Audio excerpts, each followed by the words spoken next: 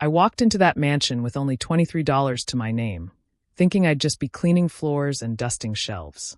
But when I saw that wealthy woman raise her hand to slap a pregnant maid across the face, something inside me broke. Everyone else turned away. I didn't. That single moment of courage changed everything and almost destroyed my life. But before I tell you what happened next, let me tell you something important. Welcome to Voice of Granny. While you're here, please hit that subscribe button and comment your view on the story and where you're watching from. Your support means the world to us. Now, let me take you back to where this all began, because what happened in that mansion will stay with me forever. You know that feeling when you're so broke that you start doing math in your head at the grocery store? When you put back the bread because you need that money for the bus fare. That was me 6 months ago. My name is Sarah, and I'm 25 years old. I'm not special. I'm just an ordinary person who was trying to survive in a world that seemed determined to knock me down. I used to work at a small bookstore downtown. I loved that job. The smell of coffee and old paper, the quiet afternoons organizing shelves, the regular customers who knew me by name. It wasn't much money, but it was honest work and it made me happy. Then one morning, I showed up and found a note on the door. The store was closing. Just like that. No warning. No goodbye. Just a piece of paper that said my entire life was about to change. For 2 months, I applied to every job I could find. Coffee shops, retail stores, restaurants. But the city is expensive, and jobs are hard to come by. My savings disappeared. My rent was overdue. I remember sitting on my apartment floor one night, staring at my phone screen showing a bank balance of $23.16. I was scared. Really scared. That's when I saw the advertisement. A private employment agency was looking for household staff for wealthy families in the hills outside the city. The ad said the pay was excellent. I didn't have many options left, so I applied that same night. 2 days later, a woman with a professional voice called me. She said they had a position at the Thornton residence. Could I come for an interview tomorrow morning? I said yes before I even knew what I was agreeing to. The next day, I put on my only good dress and took 2 buses to reach the address they gave me. As we drove into the hills, the houses got bigger and the streets got quieter. When I finally arrived, I just stood there with my mouth open. This wasn't a house. This was a palace. The Thornton estate sat behind tall iron gates with security cameras everywhere. The driveway was longer than my entire street back home. There were gardens that looked like they belonged in magazines, and a fountain in front that sparkled in the sunlight. The mansion itself was 3 stories of white stone and glass windows that reflected the sky. A man named Robert met me at the door. He was the head of staff, older with silver hair and a suit that looked more expensive than my entire wardrobe. He took me through hallways lined with paintings and rooms filled with furniture that probably cost more than I'd earn in my lifetime. Everything was perfect. Everything was cold. The interview was strange. Robert didn't ask me much about my experience. Instead, he talked about rules. Never speak unless you're spoken to. Never look directly at Mr. Thornton or his fiancée unless they address you first. Stay invisible. Move quietly. Do your work and disappear. He kept using that word. Invisible. Then he told me the salary, and I almost stopped breathing. It was 4 times what I made at the bookstore. 4 times. For cleaning and basic housework. I should have asked why. I should have wondered what kind of place pays that much money just to dust furniture and wash floors. But I was desperate, and desperate people don't ask questions. Robert leaned closer and said something I'll never forget. He said, "Miss Victoria can be difficult. If you want to keep this job, you'll learn to stay out of her way and never, ever upset her." The way he said her name, there was fear in his voice. But I needed the money too badly to care. I started the next day. Another staff member named Grace showed me around. She was kind, in her 50s with tired eyes that had seen too much. As we walked through endless rooms, she pointed out what needed cleaning, where supplies were kept, which areas were forbidden. The mansion had 28 bedrooms. Most of them were never used.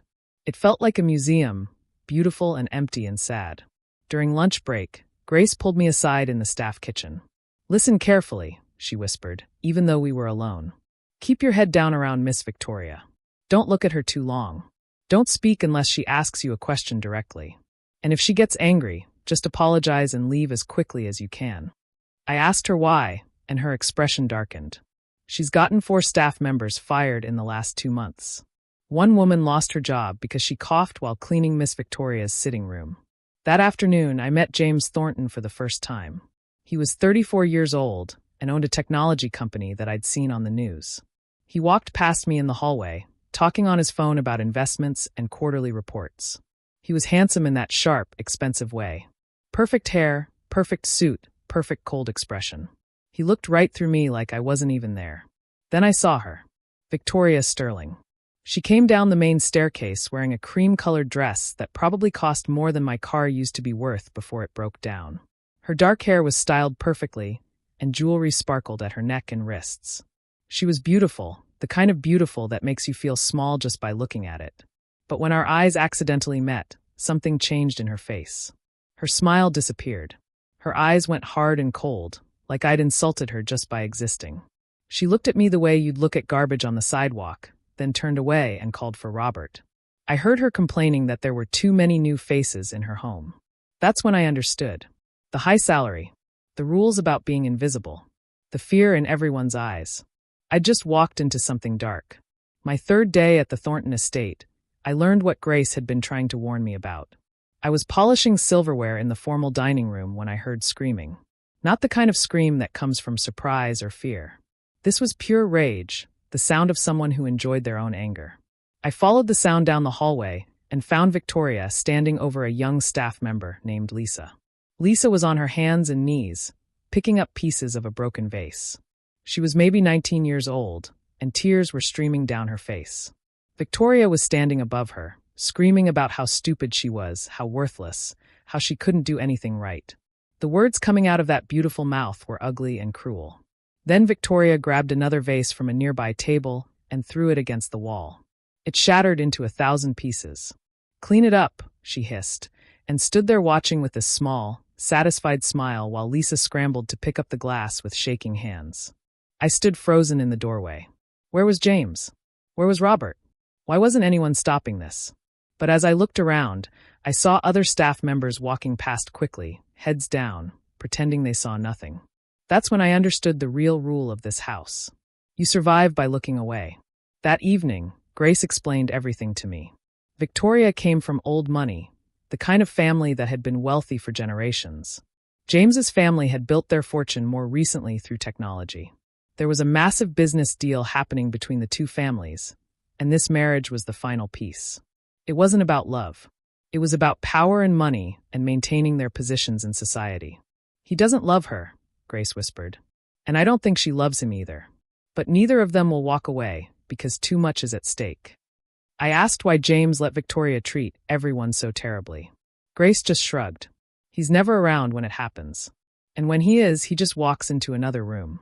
I think he's so focused on his business deals that he doesn't want to see what's happening in his own home." For 2 weeks, I kept my head down. I learned which rooms Victoria liked to use and made sure I cleaned them when she was gone. I learned to recognize the sound of her footsteps and disappear before she arrived. I learned to be invisible, just like Robert had told me. The money was changing my life. I paid my rent. I bought groceries without counting pennies. I even started saving a little bit each week. I told myself I could live with this. I could survive by looking away, just like everyone else. But then came the day that changed everything. I was cleaning the second-floor hallway, wiping down the wooden railings when I heard shouting from James's office. The door was slightly open, and I could see inside.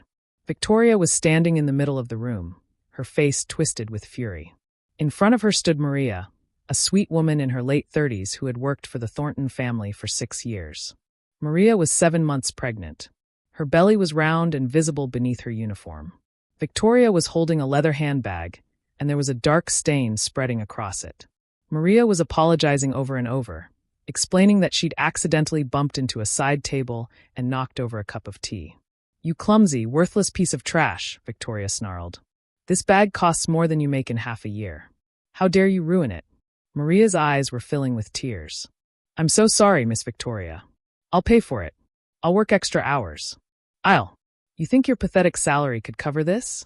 Victoria's voice got louder. "You're nothing.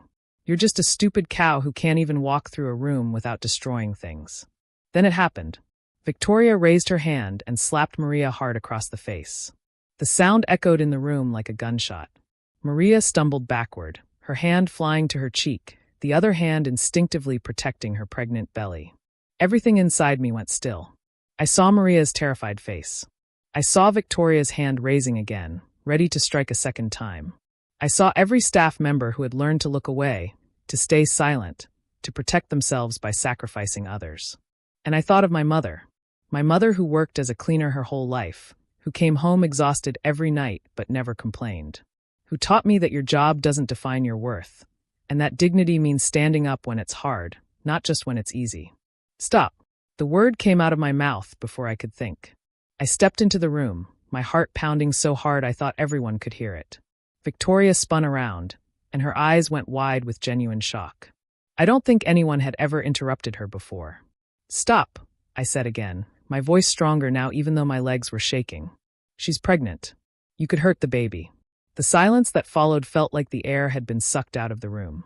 Maria stared at me with this expression of horror and gratitude mixed together. Victoria's face went through several emotions in quick succession. Shock, confusion, and then pure, burning rage. Who do you think you are? Victoria's voice was deadly quiet now, which somehow felt worse than the screaming. How dare you speak to me? How dare you interfere? My legs were shaking so badly I thought I might fall down, but I moved toward Maria and gently helped her to her feet. Are you okay? I asked softly. Maria nodded, tears streaming down her face. Victoria's voice rose to a shriek. You're fired. Do you hear me? Pack your things and get out of my house right now. It's not your house. The new voice came from the doorway, and we all turned. James Thornton stood there in his expensive suit, his expression unreadable. How long had he been standing there? How much had he seen? For a moment, nobody moved. Nobody even breathed. James stood in the doorway of his office, looking at the scene in front of him. Victoria with her hand still raised. Maria with tears on her face and her hand protecting her pregnant belly. And me, standing between them like I had any right to be there. Victoria's anger flickered, and I saw something else cross her face. Uncertainty. Maybe even fear. James, darling, she said, and her voice suddenly sounded different. Softer. More controlled. This maid was being completely inappropriate. I was simply disciplining her for ruining my... I saw what you did, James interrupted. His voice was cold and controlled in a way that made the room feel even smaller. I saw you hit her. He looked at Maria. Are you hurt? Maria shook her head quickly, probably too afraid to speak. Her hand was still pressed against her cheek, where the red mark was starting to show. Then James turned his gaze to me, and I met his eyes for the first time since I'd started working there. What's your name? Sarah, I managed to say, though my voice came out as barely a whisper. Sarah isn't fired, he said, still looking at me. Neither is Maria. Maria has been with this family for 6 years and has never given us any reason to let her go. He finally turned to Victoria. One stain bag is not worth someone's job, and it's certainly not a reason to hit a pregnant woman. Then he said something I'll never forget. He looked directly at me and said, Someone needs to have courage in this house. Victoria's face went white, then red. She opened her mouth to argue, but James had already turned and walked away, leaving us standing there in the heavy silence. After a long moment, Victoria grabbed her stained bag and stormed out of the room. The sound of her heels on the marble floor was like gunshots, each step filled with rage. I helped Maria to the staff room and got her some water. Her hands wouldn't stop shaking. Why did you do that? She whispered. You should have just looked away like everyone else. Now she's going to make your life miserable. I didn't have a good answer except the truth. Because it was wrong. Word spread through the mansion like wildfire. The new maid had stood up to Victoria. Some of the staff thanked me quietly when no one else was around, their gratitude whispered in empty hallways. Others started avoiding me, afraid that being near me would make them targets too. Grace pulled me aside that evening. What you did was brave, she said. But Victoria never forgets, and she never forgives. Watch your back. She was right. The revenge started small. My cleaning supplies would disappear. My work schedule would mysteriously change, giving me the worst jobs in the house. I'd organize a closet and come back the next day to find everything thrown around.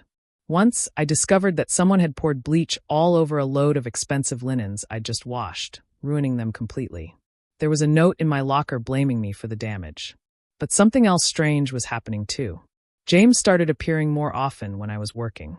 At first, I thought I was imagining it, But then I'd be cleaning the library, and he'd walk in.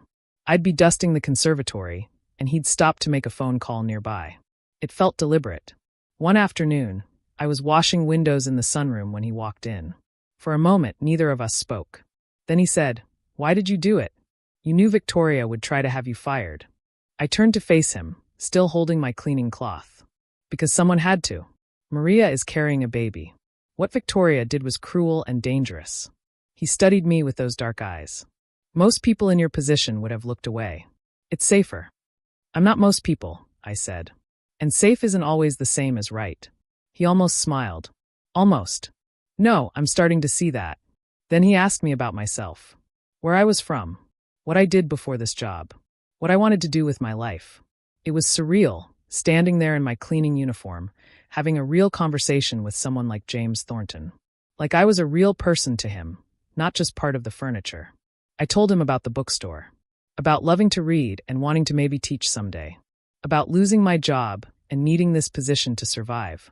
He listened in a way that felt genuine, like my words actually mattered to him. For just a moment, I saw something human behind that cold, perfect exterior. Something real and maybe even kind. But then I reminded myself of reality. He was engaged to Victoria. He was a billionaire who owned half the tech companies in the city. I was just a maid who'd caused trouble. This wasn't some fairy tale where the prince falls for the poor girl. This was real life, and real life doesn't work that way. Still, something had shifted between us. I felt it, and I think he did too. Victoria noticed. Of course she noticed. And that's when things got truly dangerous.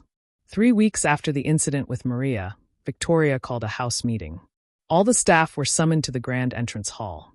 This never happened unless something serious was going on.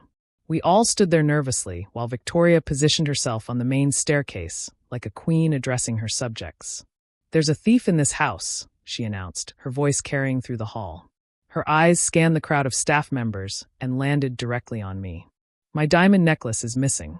It's worth $75,000, and it was in my jewelry box this morning. Now it's gone." My stomach dropped. I saw exactly where this was going. "I want every staff room searched," Victoria continued, and now there was a slight smile on her face. "Starting with the newest employees." Robert looked uncomfortable but nodded. We were all sent to our rooms while they conducted the search. I sat on my bed, my heart racing, knowing what they were going to find. Knowing I'd been set up. 20 minutes later, Robert appeared at my door. His face was grave, and behind him stood Victoria with a triumphant expression. "We found it," Robert said quietly. "In your dresser drawer." "No," I said, standing up so fast that my chair fell over. "No, that's impossible. I didn't take it. I've never even been in her room." But Victoria was already there, pushing past Robert, holding up a glittering diamond necklace. The stones caught the light and sparkled like ice. "Call the police," she demanded. "I want her arrested for theft." I felt like the world was tilting sideways. This couldn't be happening. I'd never stolen anything in my entire life. "Someone put it there," I said, hearing my voice break. "I didn't do this. You have to believe me." "Of course you'd say that," Victoria sneered. "James, call the police now. I want this thief out of my house and in jail where she belongs." But James was standing in the hallway with his arms crossed, watching everything with a calculating expression I couldn't read. "Everyone in the main hall," he said. "Right now." We all filed back into the grand entrance hall. The tension was suffocating. I felt like I couldn't breathe. Victoria stood beside James, looking victorious. I stood with the other staff members, trying not to cry, knowing my entire life was about to fall apart over something I didn't do. Then Lisa stepped forward. She was the young girl who'd been on her knees picking up broken glass on my third day. She was shaking so hard I could see it from across the room, but she moved into the center of the hall where everyone could see her. "I saw Miss Victoria go into Sarah's room this morning," Lisa said, her voice trembling but clear. "She was carrying something small. I saw her through the door when I was cleaning the hallway." The hall went completely silent. You could have heard a pin drop. Victoria's face went pale. "That's a lie," she said, but her voice wasn't as confident anymore. "She's covering for her friend." But Lisa's courage had broken something open. Another maid stepped forward, a woman named Beth who I'd barely spoken to. "Miss Victoria threw hot coffee on my hand last month," Beth said. "She told me I'd be fired if I told anyone. I still have the scar." Then Robert, The head of staff who'd interviewed me on my first day stepped forward. He looked older than ever, tired and sad. "I've been keeping records," he admitted. "Written documentation of incidents going back almost a year. I was afraid someone would get seriously hurt, and I wanted evidence in case." He trailed off, but we all understood. One by one, staff members started speaking up. Years of cruelty came pouring out. Stories of verbal abuse, destroyed belongings, unfair firings, physical intimidation. Grace spoke about being called worthless. Lisa talked about the broken vases and how she'd had to pay for them from her own salary. Even Ben, the quiet gardener, shared how Victoria had destroyed his tools and blamed him for being careless. It was like a dam breaking. All the fear and silence that had kept everyone trapped suddenly couldn't hold anymore. James's expression grew darker with each story. His jaw was clenched so tight I could see the muscle twitching. He turned to Victoria, and his voice was colder than I'd ever heard it. "The engagement is off." Victoria's triumphant expression crumbled. "You can't be serious. These are just servants, James. They're lying because she convinced them to." "Get out," James said. "My family will destroy you." Victoria's voice rose to a shriek. "The business deal will fall apart. You'll lose millions. Your company's stock will drop. You'll lose everything." James stepped closer to her, and his voice was like ice. "Then I'll lose everything. I won't marry someone who treats people like this. I won't build my life with someone capable of this kind of cruelty." Victoria's beautiful mask finally shattered completely. She screamed. She threw the necklace across the room. She called James every horrible name she could think of. She knocked over a vase, shoved a chair, showed everyone exactly who she really was beneath that perfect exterior. Security had to escort her out while she was still screaming threats about lawsuits and ruined reputations. The massive front door closed behind her, and the entire mansion seemed to breathe out. Several staff members were crying. Maria came over and hugged me tightly, her pregnant belly pressed between us. "Thank you," she whispered. "Thank you for being brave when the rest of us were too scared." That evening, I sat in my small room, trying to process everything that had happened. There was a knock on my door, and when I opened it, James was standing there. Not in his usual suit, but in jeans and a simple shirt. He looked more human than I'd ever seen him. "I'm sorry," he said. "I should have seen what was happening in my own home. I should have stopped it long before you had to." I didn't know what to say, so I just nodded. "You lost your job at a bookstore," he said. "You wanted to maybe teach someday. Is that still what you want?" "I don't know," I admitted. "I just wanted to help people. To make some kind of difference." He smiled, and it was a real smile this time. Warm and genuine. "You already did. You made more of a difference in 3 weeks than I've made in years." Over the next few days, everything changed. Victoria's things were packed up and removed. The atmosphere in the mansion transformed. There was laughter in the hallways now.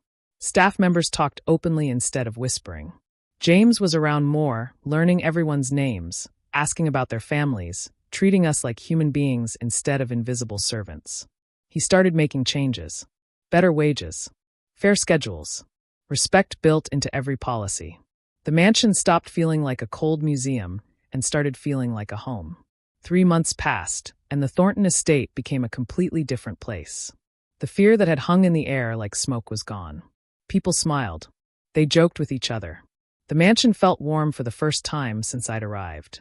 James canceled the business deal with Victoria's family. I heard it cost him a lot of money, but he found other partners. More importantly, he found himself. He became present in his own life, in his own home. He'd stop and talk with the gardeners about their families. He'd ask Grace about her grandchildren. He remembered everyone's birthday. One evening, I was in the library. It had become my favorite room in the whole mansion. Floor-to-ceiling shelves filled with thousands of books, big windows that let in the sunset light, and a quiet peace that reminded me of the bookstore I used to love. I was dusting the shelves, humming softly to myself, when James walked in. "Sarah," he said, and I turned around. "I have a question for you." "Yes, sir?" He smiled. "I wish you'd stop calling me sir. We've been through too much for that." He took a breath. "Would you have dinner with me? Not as your employer. Just as two people who'd like to get to know each other better." I stared at him, my heart suddenly beating fast. "James, I'm still the maid. People would talk. Your business associates would." "You were never just the maid," he interrupted gently. "Not from the moment you stood up to Victoria. You showed me what real courage looks like. You changed this house. You changed me." He stepped closer. I don't care what people say. I care about what's right. And getting to know you better feels right. I thought about it. Thought about all the risks. Thought about how different our lives were. How different our worlds were.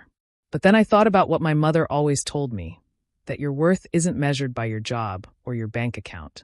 It's measured by your character, your kindness, your courage. Okay, I said. Yes. His smile was like the sun coming out from behind clouds. Last week, Maria had her baby. A healthy little girl with dark hair and the loudest cry I've ever heard.